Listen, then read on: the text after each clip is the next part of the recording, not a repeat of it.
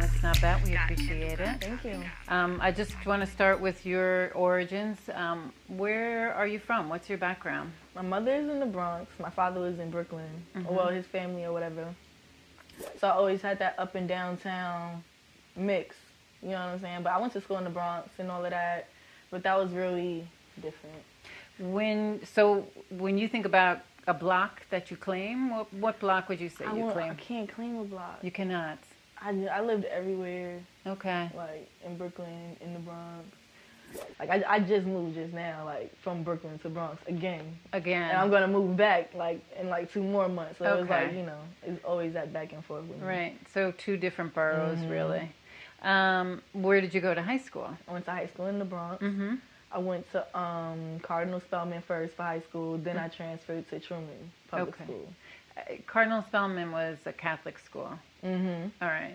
Yeah, it was just too much for me. Yeah. And then I ended up like just getting kicked out. Why did you get kicked out of Cardinal Spellman? Multiple reasons, like conduct and stuff like that. And then, you know, when you fail like a subject or two, you gotta go to summer school.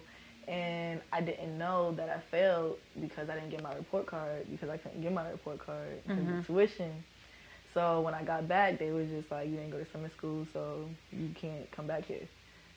And there was nothing that they could do because I was already bad. Okay. So it was like, we're not trying to work with you. Like, right. You gotta do what you gotta do. Yeah. So I just went to public school. Okay. And that's all in the Bronx. Yeah. All right. So bodegas are citywide, Brooklyn and Bronx. What do you feel like is your favorite bodega go-to snack?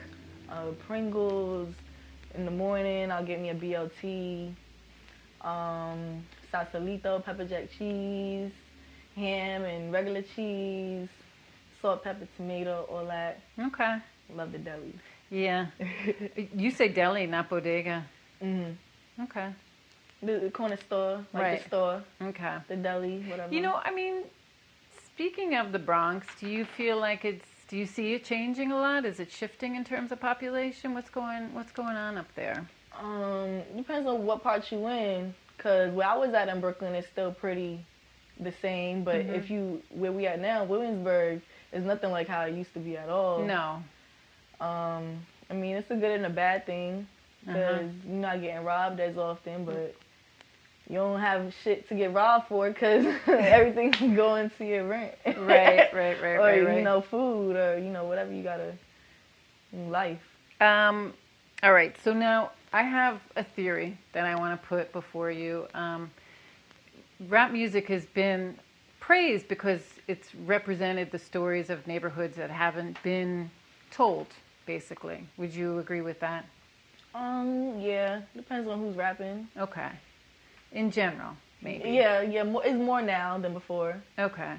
Do you think, though, that for poor working class neighborhoods in the city, do you think sometimes rap overrepresents those neighborhoods? Like people, like the stories they tell don't really tell the whole story of what's going on in those neighborhoods?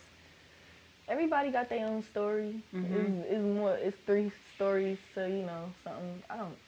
3 sides to every story? Yeah, it's 3 sides to the story. So I know I'm telling my story. Like, right. People in my life from 5 years ago probably think I'm not telling my life, but a lot could happen in a year. Right. A lot could happen in a couple months. So. But do you think, though, that, like, there's more to those types of neighborhoods than it is being represented through rap music? Like the hood and shit? Yeah. I feel like sometimes it's probably a little gassed. Right. But it's a little gassed because of the person who's telling the story. You know, like that's probably happening, but not to you. Like probably it's somebody close to you, so you could talk about it because you got the second hand. Right. You know, there's a lot of that. Do you think, like, though, on that same point, do you feel like people who listen to the music in suburbs, like, are there things that they probably aren't realized? Like, they probably have a fantasy. Right, that's what I mean. Yeah, it's just like people that's not from New York have a fantasy in New York, and then they get here and they're like, right. You know, because when you watch movies and shit, or even when you're on the internet, like, you just see like these well-dressed people and you see, you know, Yeezy in Soho, and you're like, oh, I need to go there, like, and then you get there and it's like, all right, you know. This is not exactly what I thought it's similar to that, like, right. Because I had like a fantasy about, you know, Cali, and then I got out there and I just was in the car in traffic. And like weed wasn't as easy as I thought it would be. I'm like, okay, Cali, like I would be smoking the whole time, and it was just so hard to find an eighth, like. Okay. So, you know, everyone just has fantasies about stuff. That's why I just don't have expectations anymore. All right. So you're just saying it's not any different than anything in terms of the expectations people have and what is reality. I guess the way I look at it is like sometimes I'm like, neighborhoods are full of poor working class neighborhoods are full of religious people, working class people, professional people, and sometimes I feel like the crime aspect and partying aspect, I guess, is a little bit overrepresented sometimes. Yeah, New York's not always I mean, it is, but you just have to know people and have money. You need money to do everything. Like, in New York City. I need money to go home right now. You know, like you need money. Yeah, that's for everything. Like, how much is the subway fare right now? $2.75. Right. It used to be like, when I started taking public transportation, it was $2. Right. And how is it these days? Can you still get away with jumping turnstiles, or? I do it. Yeah, but I mean, you know, well, you just have to know. You just have to know which ones to jump and when to jump. You know what I'm saying? That was a skill that I had to. The first time I got a ticket was when I jumped at 14th Street. Because I was just so used to jumping on my block where there's no cops around, no one cares. So, you know, I'm on 14th Street in Union, 7 in the morning, I'm like, fuck it. And then the undercover comes up to me like, you just hop, like, so why did you hop? You know what I hate about that though? That's like, that brings kids right into the system from a very young age, right? Because that's a court date. That's a ticket. Yeah, that's a court date. You don't pay the ticket. You don't go to the court date. It's a warrant. Right. Know? So that's when I got smart with it. Like, okay, I can't jump at 14th Street. Like, you know. So you just gotta know, like, all right, I only have $5 today. I could hop on my block, but I definitely need $2.50 coming back from 42nd Street. So, you know, you just got to think ahead, because you need money for everything. You got to, all right, it's Friday, so I shouldn't hop today, because if I get caught, I'm going to be there for the whole weekend, you know. You're going to be where for the whole weekend? In bookings. Are you serious? Because if you hop and you have a warrant, they're going to take you in and you just sit in there for a couple hours. But if it's a Friday, then you're there for the weekend if it's too late. At what age could that happen to you? Any age. As long as you have a warrant. 15? Yeah. You could be sitting in bookings for the whole weekend. But then your warrant goes away, though. So it's like some people just get it over with. Because you don't have to pay your tickets anymore if you just do your hours, you sit in there, you're good. But don't you think that's a little crazy that a 15-year-old is sitting in bookings for jumping the turnstile? It's crazy, but... It's part of life in New York City. It's life. Yeah, it's like, you know, you did it. Fuck it. All right, so you're a 90s baby. You came of age at the same time as social media. I'm just curious, as a person a lot older than you, how do people your age meet and date, and like what is the whole process? You're not going to a bar. Personally, like I never dated someone that I met on the internet. Huh. Yeah, it was always like word of mouth. Okay. Yeah. So meeting face to face. Yeah, it was always like, oh, this is my friend. It was always like someone's friend or someone's cousin. You know, just because I know people. So it's like, okay, I know this guy. He's going to pull up to here.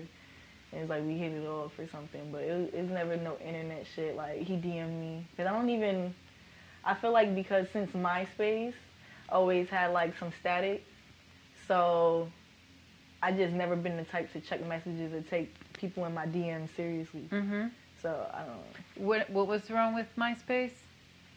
No, I just been on the internet since then. Uh-huh. So it's just like I always had that static and like just people writing me. I have a lot of friends on MySpace and shit. Mm-hmm. So from Facebook and then Twitter and all of that, like I never really took DMs seriously unless I know you.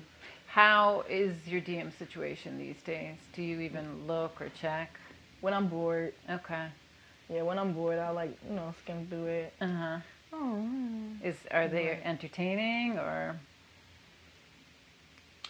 Sometimes I get like, those one or two thirsty old guys. But for the most part, it's just like the fans like begging me for new music right now. Like, okay. I guess I'll just listen to Pilates. Like, they're tight at me right now. Okay. Pilates is they're mad. Yeah. We're going to get to that. We're going to hopefully give your fans some hints about coming new music. All right. So I want to also get into the topic of being a female artist in rap is tough. And another female rap artist recently told me that if you don't have a male that can put you on in the game, it's very hard to advance forward. And what do you think about that? It's hard, but it's not impossible. Mm. Foxy did it. Mm-hmm. She was running around with Jay-Z, and then she was running around over here, but she was never first lady of such and such. Mm-hmm. So you could take the easy route and sign to these niggas, but, you just gotta study the game, and you gotta study your fan base and see what people like and give them more of that, but with a mixture of what you like as well, of course. But it's not impossible, it's just a little bit more work. Okay. Do you sometimes see, like, do you feel like since the game is so male dominated, the way I see it, up until now, there's generally room for like one, maybe two that people will let through to the top level. So like a mainstream level. Yeah. Do you think that's the case, or is that changing? I feel like it's changing. It's a lot of female rappers out right now. Mm-hmm. Like more than before, and it's just growing even more. So I'm happy. Okay. I'm not mad at it. Okay. So you don't feel like the barriers are as high as they used to be? There's progress? Yeah, it's a lot of progress. More people are collaborating, linking up. It's not no girl beef with anyone right now. Like, I'm fucking with it. Girl beef, you mean between each other? Yeah. Probably silently, but it's always that, silent competition. But it's not like people, it's like, oh, this person is beefing. Like, it's not none of that. I hope it's not. Do you think, though, the concept of beefing in rap is sort of dissipating and going away as a concept? Yeah, I personally wouldn't make a diss rap. Right. For a specific person. Like, yeah, I wouldn't make a whole song dedicated to you. Like, I'll put a line or two, throw something in there. But this is not going to be like the diss song. Okay. I just feel like, I don't like that. All right. So, being independent, we sort of know the pluses, right? You're in control of your own career. Yeah, you own your music. You don't owe nobody nothing. But I want to be on the radio. Yeah. Oh, you do? Okay. Yeah, like I want to be on. Like I want my songs on like HBO in the back, on Love and Hip Hop in the back. I want that. And do you think that is one of the? It's not impossible, independent, but. It helps if a label is sort of... It helps way more if you got the label involved, so... And just, how do you feel... Like, I'm guessing that maybe when you're independent, the financial aspect is also... Yeah, it's rough. Yeah. You come out of pocket a lot and stuff, and that's also why I want to sign, like... Okay. You need the budgets. Like, if I want to shoot a video, and I want to use a car, rent a car, that's not, they'll handle that. Right. Okay. So that's that. And how, like, do you have a timetable for that, or you're just like letting things unfold? Yeah, I'm just taking it day by day. Okay. All right. So back to the fan questioning, Pilates, and then your mixtape Thirst Trap came out about a year ago. Yeah, it came out over a year ago. Yeah. July 2010. Pilates came out 2 years ago, the audio. The video came out March 2015. Or April. People loved that. Yeah, that was my first thing on the blogs. Yeah. And it went everywhere. Yeah. That was great. Yeah, that was really crazy. So, no problem. So, all right, so what's next, DonMonique? What's coming up? I'm working on a new project. A new song is going to be out very soon. Yay. I got a new track coming out within the next couple weeks. Like, I have it rough right now, so I just got to go back in and perfect it, wait for it to get mixed and mastered, and then whenever that's done, I'm putting that shit out. But Kirk Knight is producing it. I was going to say. Yep. Very nice. Project is coming. That should be done in like a month or two. Wait, what's coming after this single? The project. It's another EP. Oh, It's gonna be about 4 songs, 2 interludes. You know, something like a little Sorry for the Wait. And then I have an idea for another EP called what is it? Obey Your Thirst. That's like another little Sorry for the Wait. And then Thirst Trap 2.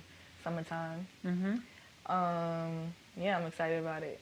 Cool. Let me see, what kind of features? Oh, Mayhem Loren. I was just talking to him yesterday. We got a track. Say that again, who? Mayhem Loren from Okay. Fool's Gold. Which is right down here, I saw Fool's Gold. Yeah, it's right down the block. Yep. So cool. You have a bunch of things coming up. That's it's cooking up, so I'm not worried. They mad right now, but you know, you gotta wait for good things. I had to get my mind right.